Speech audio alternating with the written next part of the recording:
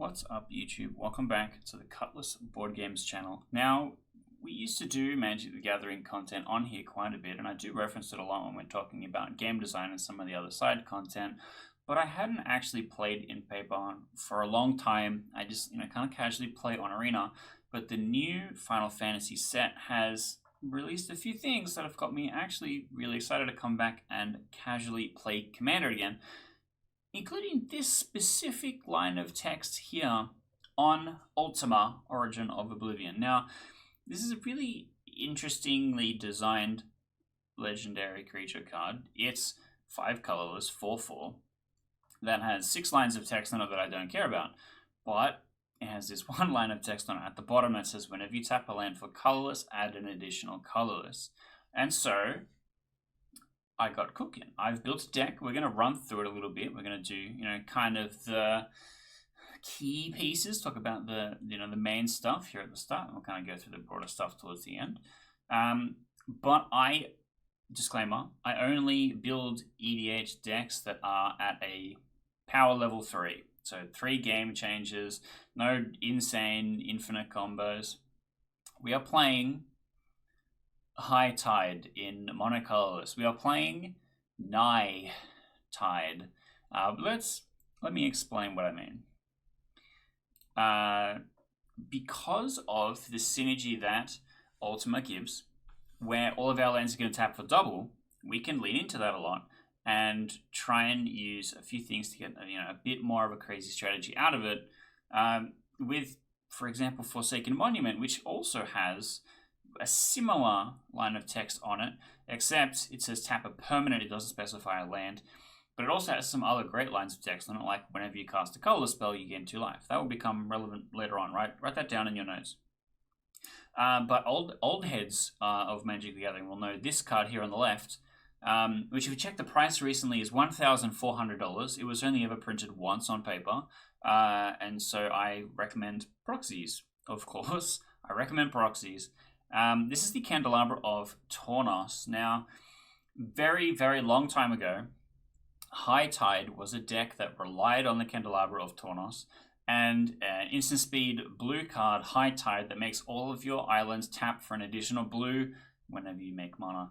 And then basically you would pay X and untap X target lands, which meant that you would basically get +1 for every double that you had. And we can basically do the same thing here with Ultima, and we can get an extra double out of it with the Forsaken Monument, and we can get an extra double out of it with the extra planar lens, which basically does the same thing. We're going to be playing only wastes. Most big colorless decks, most big Eldrazi decks are playing all non-basic lands, or a vast majority. We're playing wastes and Urza's Saga because that card is cracked, but that's, as far as I'm concerned, not a land. The downside is you just don't get to play a land but extra planar lens is going to do the same thing. It's going to let all of our wastes tap for double. So basically, you go, I have a couple of things that double all my lands. I'm going to tap all my lands. I'm going to use Candelabra of Tornos to untap them all, which is going to cost 1/3 the amount of the mana that you floated, and then we're going to tap it all again to make a really, really large amount of mana. The first goal of the deck is to start ramping really big. And it doesn't take much time to get there, especially because your biggest mana doubling piece is your commander, which gives us some kind of crazy synergy. And then let's talk about our game change. Like I said, I only like to build for a 3. So this deck doesn't actually have any interaction with other players that much. Like there's no removal at all. This is the ultimate, I'm mad scientist going crazy. I'm, casting a million spells. I'm kind of playing Storm. I'm going to, win the game on my own regardless of what's going on. So this is our 3 game changes, and you might get a vibe for exactly why that they're here. Grim Monolith helps us cast our commander a turn earlier, but is the most consistent of them. It gets us from 2 to 5, whereas most things get us from 2 to 4, which is kind of a big deal. And getting us to 5 quicker is kind of what we want. And like Mana Vault does the same. It helps us get our commander out that whole extra turn earlier, which is really important. And the downside of the Mana Vault being tapped and dealing damage to you is not going to be a big problem, because we have a bunch of stuff that untaps things, so we don't need to worry about that. And then the One Ring, well, it's nice having protection from everything for a turn, But the thing that we care about is drawing lots of cards. We want to be drawing a bunch of cards in this deck. There's not like a lot of great card draw abilities in Colourless in general. And the One Ring, being able to tap, draw one, and then untap it through other means, and then tap it and draw a couple of times, can potentially be the main engine that's going to be drawing you stuff. So let's dig a little deeper. Speaking of the draw engine, we are playing 4 Eldrazi. So most of the kind of colorless EDH decks is like a big Eldrazi Stompy, and there's lots of like cool tribal instants and like all this dust and stuff like that differentiates the Eldrazi deck from what we are trying to do. We're trying to play Storm. We have billions of mana, as we've already established, and so actually the only Eldrazi we care about, and then one secret one that we'll talk about in a second, but the only ones that we care about are the ones that have draw lots of cards written on them. So Kozilek is the only one that we care about at the moment. You've got the Great Distortion that says potentially draw 7 cards. He also has this thing where you can counter literally every spell, but we don't care about that. Then we have the Broken Reality. This one I actually think is really underrated when it comes to drawing, because it also rips cards out of your opponent's hand.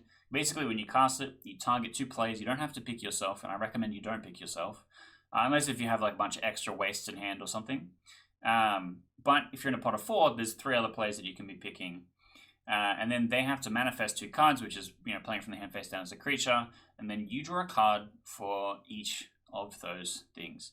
So that's 4 cards drawn. That's pretty good, which is the same as Kozilek Butcher of Truth. When you cast it, draw 4 cards. Broken Reality costs 1 less and has a niche upside for the drawing 4 cards. So it is slightly better, but we need multiple copies of different things that say draw lots of cards, and this is some of the best that we get. And of course, 1 isn't enough. We get to play a lot of cool effect doublers. Echoes of Eternity is the best one. It's not close.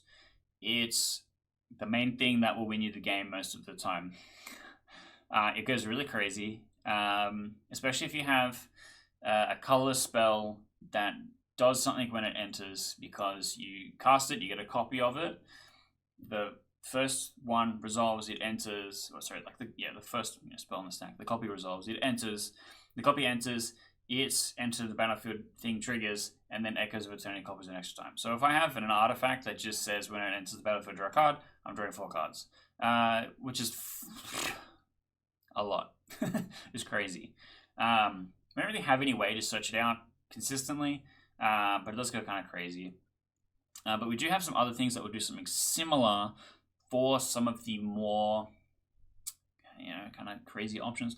Lithoform Engine is really good in that it gives us like a bunch of utility. Like we can pay 2 and copy the Candelana of Tornos' trigger to generate heaps more mana. We can use the 4 to copy a permanent spell to get a second Echoes of Eternity, which if you're ever playing this game and you see 2 Echoes of Eternity and play at the same time, you can see you've lost. But being able to make a copy of many of the permanent spells in this deck is very, very strong. Echoes being possibly the best target. But there's a lot of other options that do kind of go a bit crazy as well. You can copy stuff that's going to give you extra doublers. Copying extra planar lands is really funny, because that, whilst it does remove a land that you have, it does make all the other ones tap for an additional. And we have Strionic Resonate, which is kind of like the baby version of all of the other ones. Usually I'm using this to try and draw extra cards where possible and stuff like that. But it does help with a lot of consistency, and because we have few cards that do the big swinging effects that we want, being able to copy them and get extra value out of it is pretty good. So let's talk about win cons. Here is our secret Eldrazi that we hadn't mentioned yet, and also Aetherflux Reservoir. So both these cards are really crazy. Normally, you just kind of find one and then you keep casting spells after you found it, and then you win the game. Aetherflux Reservoir is really interesting. It combos really nicely with the Monument, which is going to gain life every time you're casting a colored spell anyway, and then Aetherflux Reservoir also gains you a ton of life, so you can actually get to like 151 and blow up all your opponents that way, or you can get to 101 and then you can copy it with the Lithoform, because it's copying an activated ability, and then you get to kill 2 players for free basically. The second one is for free, doesn't cost 50 life. And and that's kind of the main way that you should be angling for. But that is a win con that you want to find sort of in the middle of your combo. It needs some time to gain you some life.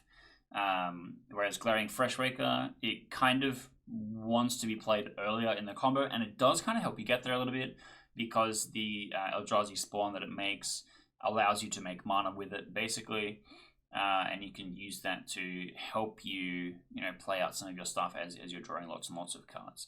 But Flesh Raker basically says whenever you cast a colorless spell, you make a spawn, the spawn enters, the Flesh Raker deals 1 damage to every opponent. With the echoing effect, where you play Flesh Raker, which will give you a second Flesh Raker, the first Flesh Raker enters, and then the second one, then the first one will deal damage, and then whenever you play a colorless spell, it'll copy it, but then it'll copy the trigger from the Flesh Raker making a spawn, and it will also copy the trigger from the Flesh Raker dealing damage. So you get 2 spawns and you'll deal 4 damage every time you cast a colorless spell, and then you only have to cast 10 spells. That's Tendrils of Agony, friends. That's basic Storm Mats, and Glaring Fresh Raker will win you the game, again, if you have the aggro. It's a little bit longer if you don't, but it gets really, really strong really, really quickly, and you're playing a lot of cards out of your deck very quickly. And so I wanted to also spotlight some other stuff that I really do like. I think Metalworker should be a game changer. This card is insane. You go turn 1 Wastes Soul Ring, Lightning Greaves. A couple not playing in the deck, but hear me out. Lightning Greaves. Turn 2, I miss land drop. I play Metalworker. I equip Lightning Greaves. I go tap. I'm going to reveal my hand. Here's 10 mana. Win the game, which is really insane. Basically, here it's trying to help us cheat numbers up to play stuff like Forsaken Monument to play Ultima earlier. Because if we get stuck and we haven't done anything until turn 3 and we kind of just played Waste, we haven't really played any ramp stuff, it is really awkward. But if we get to untap with Metalworker, we do kind of win the game, which is really insane. Especially because Clock of Omens, I feel like it's a really underrated card. Clock of Omens works really, really well in this deck because we have lots of artifacts that just exude a passive effect. They aren't required to be tapped to be doing a thing, and when you're making a couple extra of them, you can use it to untap something else. And then the Clock of Omens itself counts as something that doesn't need to be tapped to do a thing. So the Clock of Omens +1 can untap something, and that could be Metalworker to make a whole bunch of mana. That could be Candelabra of Tornos to make a whole bunch of mana. Because if you have a Mind Stone that's going to tap for 1 colorless, and a Clock of Omens, and a Candelabra, we go, why would I make 1 colorless when I could make 16? It makes some of your maths a bit crazier, makes some of your combos a bit crazier, and it means you can untap stuff like Lithoform Engine, you can untap stuff like the One Ring to be drawing extra cards, and get a bit crazy with it. So that's kind of the main deal here. There was some other stuff that I did want to kind of mention.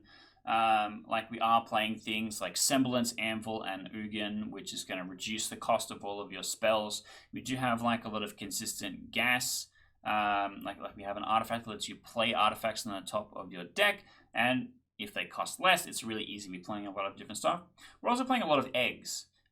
Eggs actually go kind of crazy in this deck because your goal is to just play a lot of artifacts. When the Echo triggers and copies, your eggs also gets extra crazy. Some of them are much better than others. The ones that have when this artifact is put into the graveyard, draw a card, are way better because you get to draw 2 cards because it's triggered. The ones that have draw a card as part of the mana filtering ability aren't as good, but you're still drawing a card. And if you're making 2 eggs, the first one costs mana to play. The second one did not cost mana to play, assuming you have no reduction costs. But then activating the first one adds a mana, so it doesn't really change anything. Like you're just filtering. You don't require an extra mana to activate the second copy. It's just basically +1 card drawn. So with Chromatic Star, which I think is the one that triggers when it enters the graveyard, you go, I'm going to play the star, I'm going to get a copy of the star, I'm going to filter into the star, which bins it, which draws me 2 cards, I'm going to filter into the star, which bins it, which draws me 2 cards, which gets pretty crazy straight away. And so the deck, I think I have solitated a little bit, and I'm going to have the Architect link in the description if you want to go and check it out for yourself. But as you can see, we're slowly rolling through the whole thing. And I played a solitaire a little bit, I've been enjoying it, well, I'm still going to be tinkering with it, but I'm really excited to print this up and get a chance to play it in person as, I don't know, we start cooking, maybe on this channel, we start cooking a bit more when it comes to Magic content. So stick around. If you want to see a bit more MTG stuff, if you want to see a bit more Commander stuff, let me know in the comments, because I'm looking at what other stuff maybe I should return to that we've been doing on the channel. Some other new, different, exciting stuff that we should be doing now that we've been doing Clocktail for so long. And I have 150 videos of Blood on the Clocktail already scheduled to come out. So if that's something you like, I'm going to have a playlist up on the screen of some of the older Magic content that we've got. I played a lot of Historic. I played a lot of very competitive Magic back in my day. Maybe there'll be something cool in there for you to check out.